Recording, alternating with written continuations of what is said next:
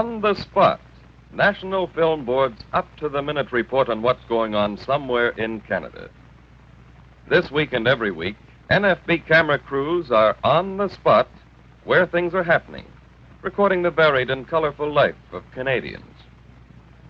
Tonight, we invite you to join a Film Board crew with Fred Davis on another location. This is Fred Davis speaking to you from the colorful province of Alberta, known among other things for its cattle ranches, oil wells, the Calgary Stampede, and those luxurious resorts on the eastern slopes of the Rocky Mountains. Here in the capital city of Edmonton, the signs of prosperity and expansion are all around us. In this heart of Western commerce, the clear-headed, cool-thinking pioneers of industry make the decisions that help shape our country's destiny. We'll get him right away. Mr. Simmons, right this way. Right in here, please. Thank you. Well, did you get him? Sure, did you get him? But it's going to cost you a small fortune. Money's no object. Wait Well, a minute. Can we trust those two guys out there? that'll be all now. That'll be all. Yes, sir. Here you are, boss, just like you wanted. 2 tickets to the football game. Mine.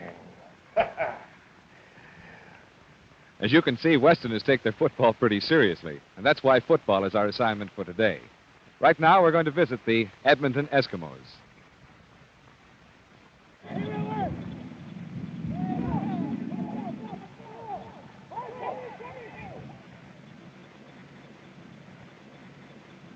The guiding light behind this formidable club is 28-year-old Darrell Royal.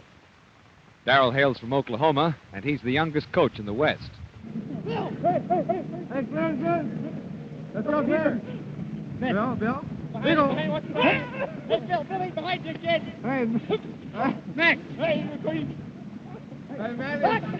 Bill. They make a fool of me. Darrell, my first impression is that the fellas aren't going to kill themselves at the practice session. They are wearing their pads and uniforms, and there don't seem to be any set number of plays going on. Well, we never wear our pads once the season starts, Fred. We play 2 games on the weekend. We play on Saturday, and then we play again on Monday, so it's a little bit too strenuous to ask them to be in pads all week long.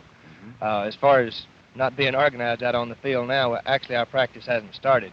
We don't have group calisthenics, and we more or less let the boys work out on their own and work on their individual weaknesses, and if they have a particular muscle that needs loosening up, well, he spends more time at that. Well, that sounds more efficient. In other words, you don't want to put each man through the same set of exercises. Is that the idea? That's right. If one fellow has a sore shoulder or a tight leg muscle, he'll have to spend more time on that particular muscle than would any other individual on the squad. And if we have group calisthenics, I don't feel like that each individual is getting what he needs. We more or less put them on their own out there and let them limber up in that manner.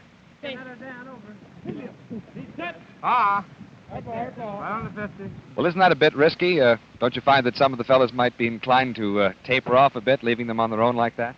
I feel this way about it, Fred, that 1 or 2 individuals probably will take advantage of that type of thing, but if you have your squad as a whole taking advantage of that type of thing, you don't have a squad that has the right mental attitude to play football anyway. I think everyone has to have individual pride in doing a job good as an individual.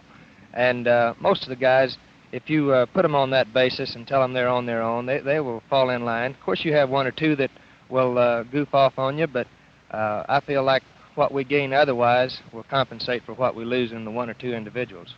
Well, then a good team spirit, as you have here, would make your job a little easier, wouldn't it? Well, it is. I've been very fortunate to have a group of boys like we have here. We do have very good team spirit, I feel, and all of the boys more or less police the others. If one guy sort of takes advantage of one lax part of training that we have, then the rest of the individuals will get on his back and ride him so hard that he won't do it the next time. That sounds good. Hey, let's go! Hey,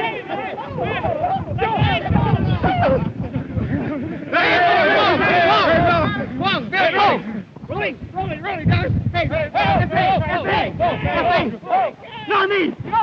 Norm!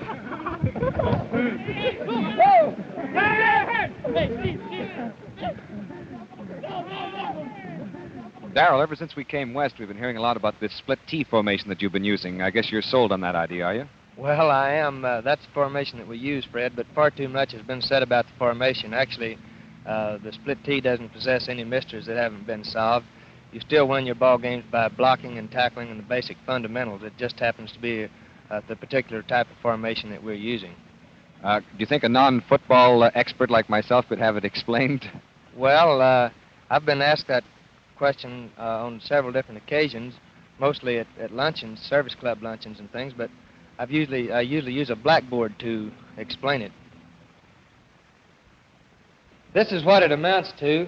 The diagram that you're looking at on the board now is of the tight T formation, and if you'll notice, the linemen are in tight to each other, the guard's close to the center, the tackle is close to the guard, and so on.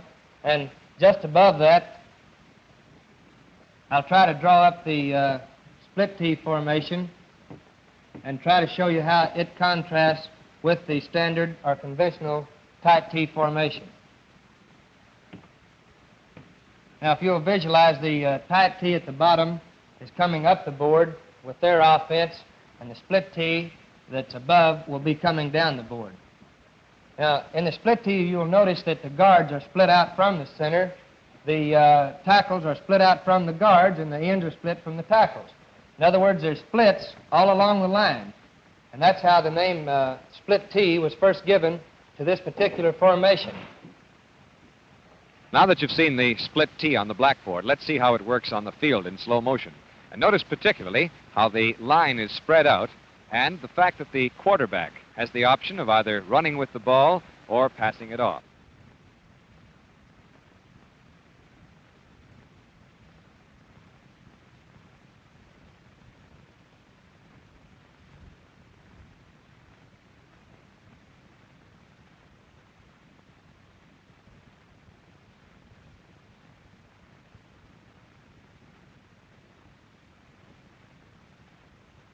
And here's that same play at normal speed.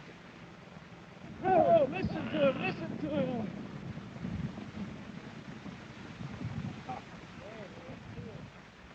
By the way, this is a good time for us to meet some of the key players on the Edmonton football team. Billy Vessels, halfback, triple threat man in passing, running, and receiving. Rolly Miles plays halfback, a fine broken field runner. Normie Kwong, fullback, the China Clipper, great end and blocker.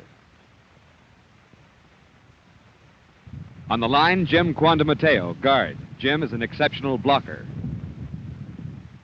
And Steve Mendrick. He plays back and is a vital factor in the Edmonton defense setup.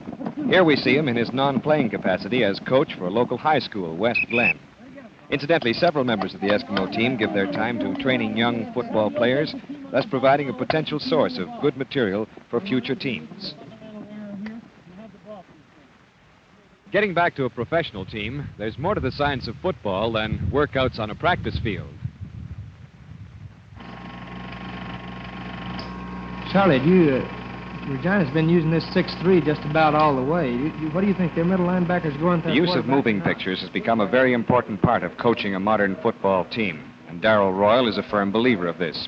Every week, he and line coach Charlie Sharrow go over the films of recent games prior to showing them to the players themselves. Excuse me, Darrell. What exactly are you looking for in these film sessions of yours? Well, Fred, that's a pretty hard question to answer, to say exactly what we're looking for. Actually, we go over the film from beginning to end, and we try to find out what mistakes we make offensively and defensively, as well as the good plays that we make offensively and defensively. And I suppose you're looking at the other team, too, to see what they've been able to pull off, eh? Yes, and I might say that the teams in this league have been very successful against us in their endeavors, too. Of course, we pick up some of their stuff and add it into our attack, so it's very valuable to us to go over their offense and defense because we can add it to our organization. Well, when you're discussing this with Charlie in a case like this, I suppose you're preparing what you're going to say and show the team. You do show these things to the team themselves, don't you? Yes, we go over the film first. We spend about 4 hours going over the film and pick out the points that we want to stress and impress on their minds and have that organized before we actually call them into the squad meeting. Mm-hmm.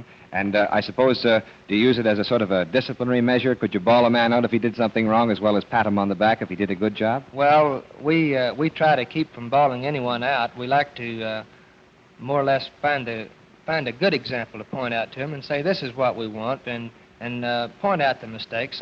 But we try to stay away from the bawling out point of the thing altogether. I see. What about the particular scene you were looking at when I walked in? What was that? Well, I could explain it to you, Fred, a lot better on the screen if you'd like to see the play. Fine, I'd like to very much.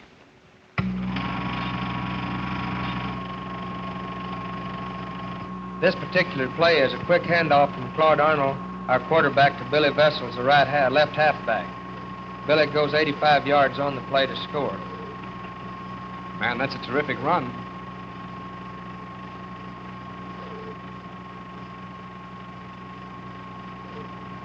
Yes, that was a very good run, Fred, but if you back it up and analyze it from the coach's viewpoint, you'll find out exactly what we're talking about, and that it's not just what meets the spectator's eye all the time that makes a play a success. Now, we review this play and go back over it and see exactly why it's successful. If you'd like, I'll reverse the camera and projector and take it back on the play and show you actually why the play was successful. Fine. Our men are in the dark jerseys here, and I'd like to point out the men that actually make the blocks that make the play go. If you'll notice here, the left end, Frankie Anderson, our left tackle, Leon Manley, and our left guard, Joe Blanchard. Watch these three men right here, and you'll see their blocks and how effective they are. And look what a tremendous hole right in here that Vessels runs through on the play.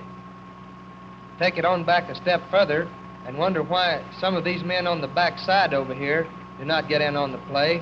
We'll look at the blocks on the other side. Jim Quanamateo was playing right guard, and look at his block. Beautiful block by Jim. Wilbur Snyder, the right tackle, he's got a nice block. And then Tom Stolhansky, our right end, releases and comes on over in front of the play. Now, with that kind of blocking, you might say that about anyone can carry a ball through that hole, but if you'll notice, this man right here, number 88 in the white jersey, is not blocked, and Vessels has to evade him and run by him.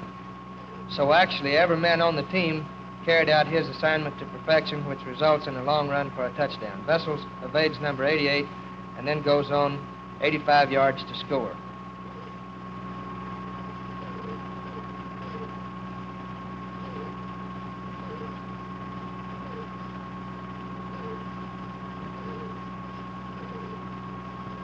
Well, I guess that's about it, Fred, except we do the same thing on every play in the entire game.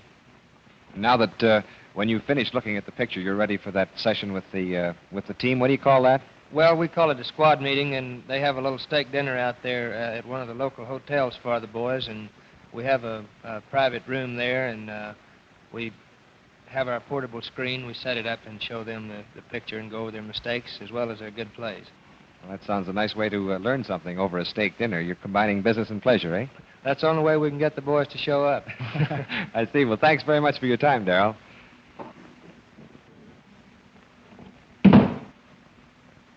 That brings to a close our behind-the-scenes assignment on the Edmonton Eskimo football team. This is Fred Davis, hoping you'll join us again next week at the same time when the National Film Board presents another on-the-spot Canadian story. Hi there. You must be a new football player. Well, could I have your autograph? But I just collect autographs. Yes, I know, but... Oh, but I just love football players.